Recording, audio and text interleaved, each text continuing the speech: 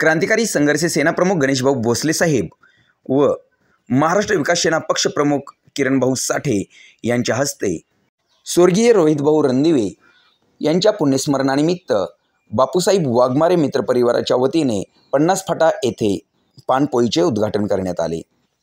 यावेळी क्रांतिकारी संघर्ष सेना सोलापूर जिल्हाध्यक्ष राजाभाऊ मदने, सोलापूर जिल्हा सरचिटणीस समाधानभाऊ साठे, माळशिरस तालुका उपाध्यक्ष पप्पूसेठ साठे, माळशिरस तालुका अध्यक्ष रुक्मिणीताई रणदिवे, क्रांतिकारी संघर्ष सेना प्रमुख गणेशभाऊ भोसले साहेब यांचे खंदे समर्थक किरणभाऊ तुपसुंदर, महादेव कोळी क्रांती सेनेचे संस्थापक अध्यक्ष दीपक आबा लावंड आदी कार्यकर्ते मोठ्या संख्येने उपस्थित होते।